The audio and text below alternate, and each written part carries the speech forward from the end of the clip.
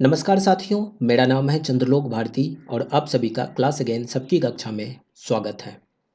साथियों, आज के इस वीडियो में हम लोग चर्चा करेंगे ईरान और इजराइल के बीच जो युद्ध हो रहा था उसमें यूएस अचानक से कूद पड़ा है। यानी कि यूएसए ने ईरान के 3 न्यूक्लियर साइट्स के ऊपर हमला किया था और इसी हमले के जवाब में यानी कि रिटेलिएशन में ईरान ने यूनाइटेड स्टेट्स के एयर बेस के ऊपर हमला किया है। तो क्या हम लोग इस इंसिडेंट को वर्ल्ड वॉर 3 की शुरुआत मान सकते हैं? और अगर ये वर्ल्ड वॉर 3 है तो दुनिया के ऊपर इसका क्या प्रभाव होने वाला है, इसके ऊपर इस वीडियो में हम लोग चर्चा करेंगे। फिलहाल के लिए हम लोग ये जान लेते हैं कि यूएस ने अभी से कुछ दिन पहले ईरान के 3 न्यूक्लियर साइट्स के ऊपर हमला किया था और इस हमले को लेकर के कई तरह के अपडेट्स आए थे, जिसको लेकर के मैंने एक वीडियो में इसके ऊपर चर्चा करी थी। तो जिन लोगों ने उन वीडियोस को नहीं देखा है, आप लोग जा कर के उन वीडियोस को भी देख सकते हैं। फिलहाल के लिए अपडेट ये है कि ईरान ने यूएस के जो एयरबेस हैं अल उदैद, उनके ऊपर हमला किया है। अल उदैद एयरबेस जो कि कतर में स्थित है, it came after the United states carried out military air strike on Iranian nuclear site. Iran के न्यूक्लियर साइट्स के ऊपर ये हमला करने के बाद ये एक तरह से जवाबी कार्रवाई था, जिसमें ईरान ने अल उदैद एयरबेस के ऊपर हमला किया था, जो कि यूएस मिलिट्री का मिडिल ईस्ट में एक बहुत ही इम्पोर्टेंट एयरबेस है। Residents of Doha, the capital of Qatar, saw missiles and defense systems in action during the night। और ईरान का जो स्टेट टीवी है, उन्होंने कहा है कि अल उदैद के ऊपर जो हमला हुआ था वो एक सक्सेसफुल रिस्पॉन्स था अमेरिका के एग्रेशन को लेकर के। और अल उदैद एयरबेस ये बहुत ही इम्पोर्टेंट यूनाइटेड स्टेट्स का मिलिट्री एयरबेस है इन द मिडिल ईस्ट। और ये एक तरह से मेन बेस है यूएस के सेंट्रल कमांड का, जिसको कि हम लोग सेंटकॉम भी कहते हैं। सेंटकॉम के नाम से भी इस एयर बेस को जाना जाता है। यानी कि यूनाइटेड स्टेट्स का सेंट्रल कमांड का ये एक तरह से मेन एयर बेस है, जो कि सारे मिलिट्री ऑपरेशंस को इन रीजन्स में देखता है। और ये बेस जो है कतर में, कतर का जो कैपिटल दोहा है, उसके आसपास में जो डेजर्ट एरिया है उस जगह पे ये एयरबेस हमें देखने को मिलता है। तो ईरान ने 23 जून को कतर स्थित जो अमेरिकी एयरबेस अल उदीद उस पे मिसाइल से हमला किया और ये हमला अमेरिका और इजराइल द्वारा ईरानी परमाणु ठिकानों पर किए गए हमले के जवाब में किया गया था। तो ईरान ने इस सैन्य कार्यवाही को बरकत अल फतह नाम दिया है।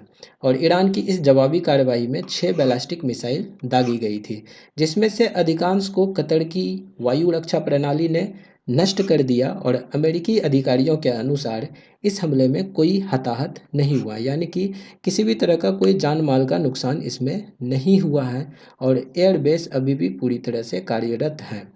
कतर ने इस हमले की कड़ी निंदा करते हुए इसे अपनी संप्रभुता का उल्लंघन बताया है।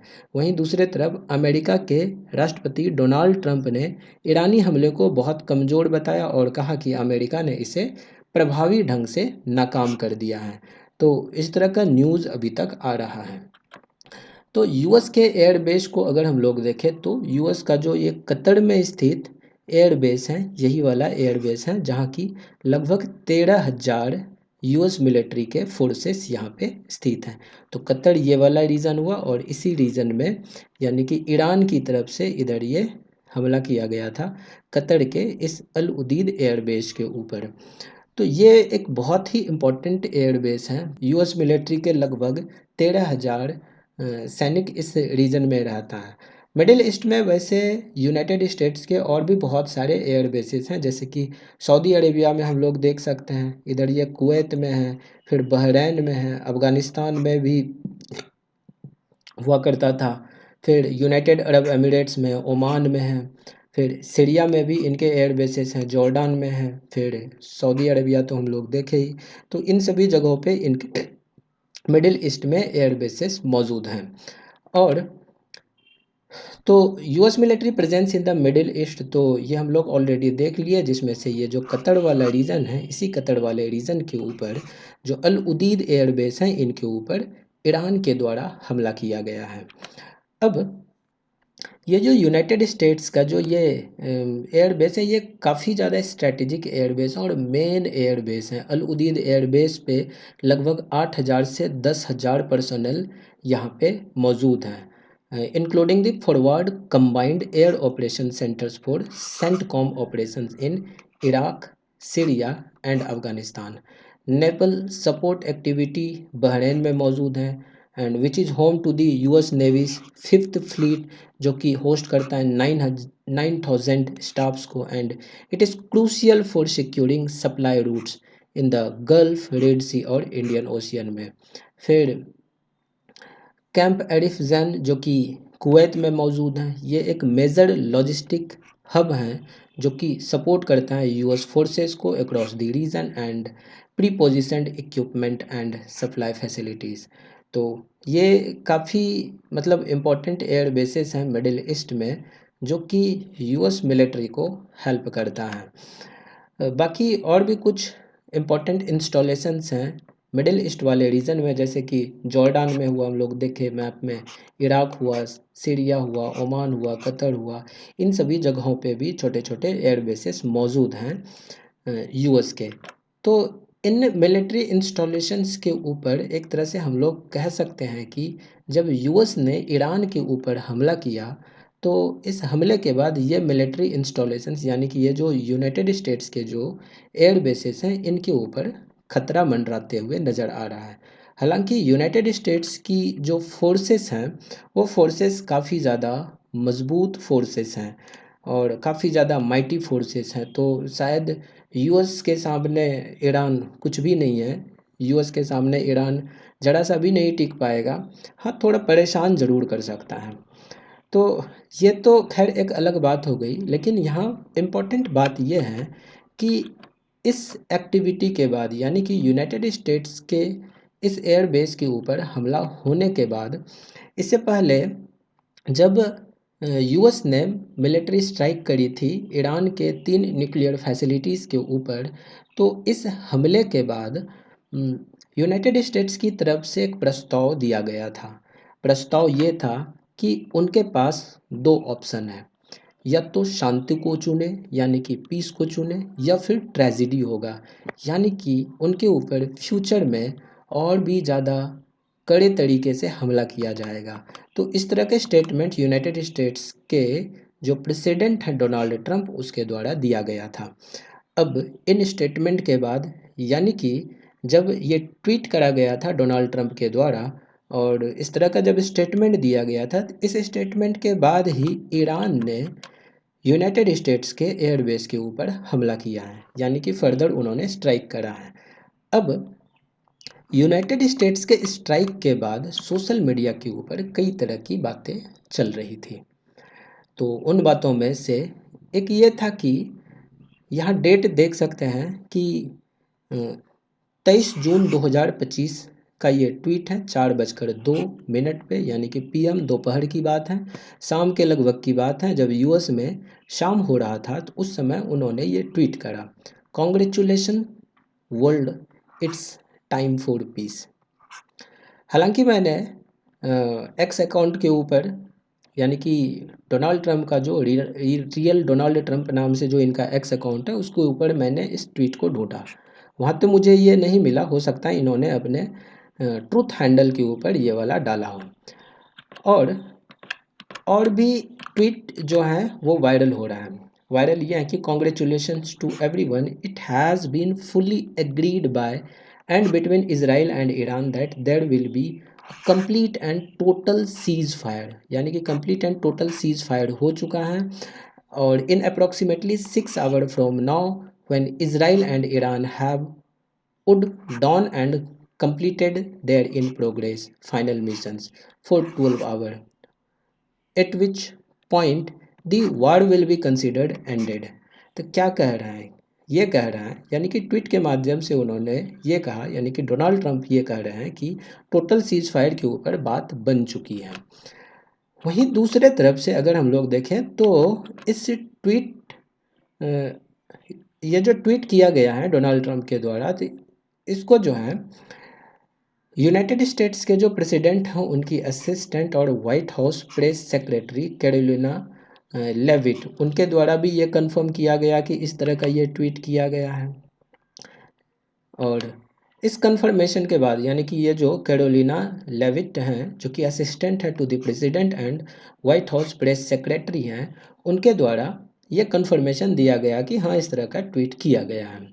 In 48 hours, President Trump directed one of the most secretive and successful military strikes in history, obliterated Iran's nuclear programme. तो ये इस तरह का जानकारी दे रही है और इन जानकारी को देने के बाद फिर ये कहती है कि only President Trump could have achieved this historic ceasefire agreement that brings us closer to peace. अब देखो, ये बात तो यूएस के तरफ से स्टेट कर दिया गया है, लेकिन अब अगर हम लोग देखें तो ईरान के जो फॉरेन मिनिस्टर हैं, यानी कि इस्लामिक रिपब्लिक ऑफ ईरान के जो फॉरेन मिनिस्टर हैं सैयद अब्बास अरागासी, उन्होंने ये कन्फर्म करा है कि as Iran has repeatedly made clear Israel launched war on Iran, not the other way around. और as of now there is no agreement on any seize fire और सेसेशन ऑफ मिलिट्री ऑपरेशंस। तो ईरान के foreign minister के द्वारा ये confirm किया गया है कि किसी तरह का कोई सीज फायर एग्रीमेंट अभी तक नहीं हुआ है।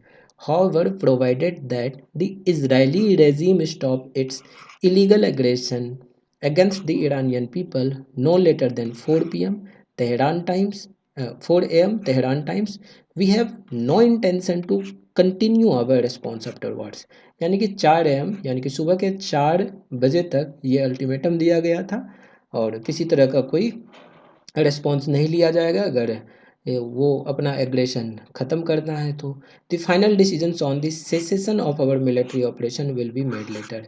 यानी कि बाद में सेसेशन यानी ये जो एग्रीमेंट वगैरह सब है इनके ऊपर जो भी होगा वो बाद में फैसला लिया जाएगा। अब ये ट्वीट कब किया गया है? सैयद अब्बास अरागासी जो कि फॉरेन मिनिस्टर हैं ईरान का, ये ट्वीट किया गया है 24 जून को और 6:16 AM पे, यानी कि सुबह के 6:16 हैं इस समय ये ट्वीट किया गया था। और अगर डोनाल्ड ट्रंप के द्वारा जो वो ट्वीट किया गया था ये 5:40 AM यानी कि उससे पहले सीज फायर एग्रीमेंट के ऊपर ये बात कह रही है कैरोलिन लेविट, उन्होंने कन्फर्मेशन किया और कन्फर्मेशन करने के बावजूद भी अब यहाँ हम लोग देख पा रहे हैं कि ये वाला जो ट्वीट है 5:11 AM 24 जून 2025 को, यानी कि ये पहले किया गया था और इस ट्वीट के बाद ही 5:11 AM था और ये 6:16 AM, यानी कि यह कन्फर्मेशन दे दिया गया है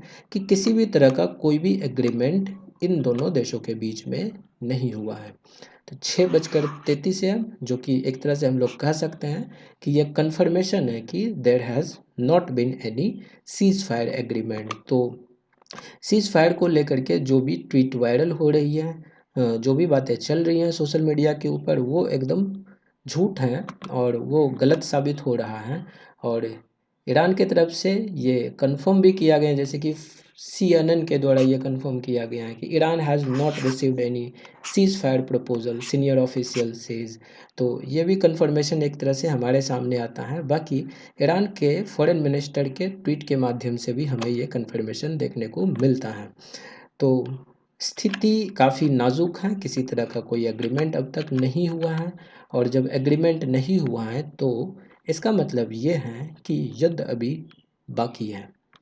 कोई एग्रीमेंट नहीं होना इस बात का संकेत है कि अभी फर्दर और हमला होगा। किसी तरह का कोई हो सकता है कि डिप्लोमेटिक चैनल ऑन हो, डिप्लोमेटिक चैनल के थ्रू बातें चल रही हो ईरान इजराइल यूएस के बीच में, लेकिन फ़िलहाल के लिए तो अभी ये लग रहा है कि किसी तरह की कोई कंक्लूज़न नहीं निकल पा रही है। कोई कंक्लूज़न अभी तक हमारे सामने नहीं आया है और जब कंक्लूज़न नहीं आया है तो इसका क्या असर होगा पूरी दुनिया के ऊपर, what is going to happen to the world, ये बहुत ही इम्पोर्टेंट कह सकते हैं कि पूरी दुनिया के साथ क्या हो सकता है। पूरी दुनिया जो है वर्ल्ड वॉर 3 के मुहाने पे आकर के खड़ी है, और पूरी दुनिया में जो ये पंचायती करने का जो जिम्मेदारी लेकर के रखा है यूनाइटेड नेशन ने, तो United Nation as an organisation वो फेल हो चुका है। इन्होंने किसी तरह का कोई मीडिएशन नहीं किया, इनका कोई प्रेजेंस हमें देखने को नहीं मिलता है, किसी तरह का कोई नेगोशिएशन इनके द्वारा नहीं किया गया। चाहे ये इजराइल ईरान के बीच में युद्ध हो, चाहे रशिया यूक्रेन के बीच में युद्ध हो, या फिर किसी भी कंट्रीज़ के बीच में जो युद्ध चल रहा है उनके बीच में, इनका अगर हम लोग रोल देखें ना, तो रोल बस कमेंटेटर का है, स्पेक्टेटर का है। एकदम बगल में बैठ करके ये मज़े ले रहा होता है। यूनाइटेड नेशंस के जो भी मेंबर्स हैं, मतलब जो भी ऑफिशियल्स हैं, वो बैठ करके एकदम इन युद्ध का आनंद ले रहा होता है। कोई मतलब ही नहीं रह गया है ये परमानेंट 5 का। मनमानी तो यही लोग बैठ के कर रहे हैं। एक तरफ चाइना ताइवान के साथ मनमानी कर रहा है, एक तरफ यूएस पूरी दुनिया के साथ मनमानी कर रहा है, रशिया मनमानी कर रहा है, सब तो मनमानी पे ही उतर आया है। तो ये परमानेंट 5 का क्या ही मतलब रह गया है। तो the United Nation as a body is a failed organisation. United Nation Security Council as a body is also a failed organisation. इसका कोई रेलिवेंस नहीं रह गया है। इन्होंने किसी तरह का कोई एग्रेशन को स्टॉप करने में कामयाबी अब तक नहीं पाई है। तो रिसेंट पास्ट में अगर देखें तो चाहे रसिया हो, यूक्रेन हो, इसराइल हो, फ़लस्तीन हो, कोई भी मामला हो, इंडिया हो, पाकिस्तान हो, मामला कोई भी हो, यूनाइटेड नेशन का प्रेजेंस ना के बराबर रहा है। इनकी कोई बातें मानता ही नहीं है। ये बना ही क्यों है समझ में नहीं आता। अगर इनको बनाया गया था, अगर इनका मकसद था, इनको बनाने का मकसद था भविष्य में किसी तरह के युद्ध को रोकना, किसी तरह के कन्फ्लिक्ट को रोकना, तो ये कहाँ रोक पा रही है। ये नहीं रोक पा रही है, तो इसको ख़त्म कर दो, बंद कर दो। रखा ही क्यों है जब कोई किसी की बातें नहीं मानता। ये परमानेंट 5 तो जैसा लग रहा है ये जो पंचायती करने के लिए, दूसरे का पंचायती करने के लिए आ जाता है, अब ये खुद युद्ध में लगे हुए हैं, खुद दूसरे के ऊपर अब कब्जा करने में लगा हुआ है। तो फिर पंचायती करेगा कौन? कोई नहीं करेगा। और अगर कोई नहीं करेगा, इसका मतलब ये है कि थर्ड वर्ल्ड वॉर निश्चित है। जी हाँ, मैं सही बोल रहा हूँ। थर्ड वर्ल्ड वॉर निश्चित है। थर्ड वर्ल्ड वॉर जल्द हो सकता है। अनऑफिशियली हम लोग युद्ध में हैं। अनऑफिशियली वॉर शुरू हो चुका है, युद्ध शुरू हो चुका है, और इस अकॉर्डिंग पूरी दुनिया को प्रिपेयर करना होगा। एंड अभी अगर हम लोग देखें तो यूनाइटेड स्टेट्स अपनी सुप्रीमेसी पूरी दुनिया के ऊपर स्थापित करने के लिए और अपने इमेज को पेंट करने के लिए ये ईरान को छोड़ेगा नहीं। ये ईरान को बिल्कुल नहीं छोड़ेगा। यूएस ने ईरान को ऑप्शन दिया था to choose between peace and tragedy, and what Iran has chosen, tragedy. Peace को उन्होंने चूज किया ही नहीं, उन्होंने रिटेलिएट किया। और रिटेलिएशन का मतलब है यूएस के ऊपर हमला, यानी कि तीसरा विश्व युद्ध।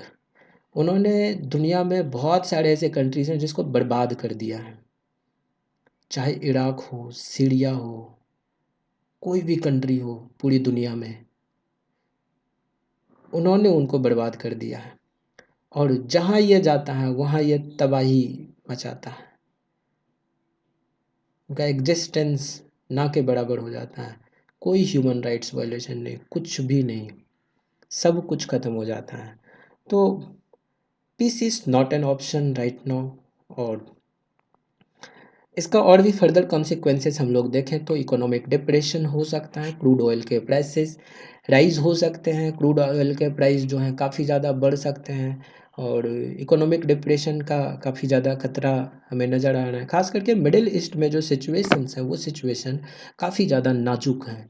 और हम लोग जानते हैं कि लगभग 20% ऑयल का सप्लाई मिडिल ईस्ट से होता है पूरी दुनिया में। तो इसके ऊपर जो है एक तरह से खतरा मंडराते हुए हमें नज़र आ रहा है। एक और भी चीज़ हमें नज़र आ रहा है कि चूँकि यूनाइटेड स्टेट्स नाटो का एक मेंबर हैं, और नाटो का जो कॉन्स्टिट्यूशन है उसके आर्टिकल 5 के अंडर अगर नाटो के किसी भी मेंबर्स के ऊपर हमला होता है तो मतलब नाटो मेंबर्स के ऊपर हमला होता है। और अगर नाटो मेंबर्स के ऊपर हमला हुआ, इसका मतलब सीधा सीधा ये हो जाता है कि विश्व युद्ध।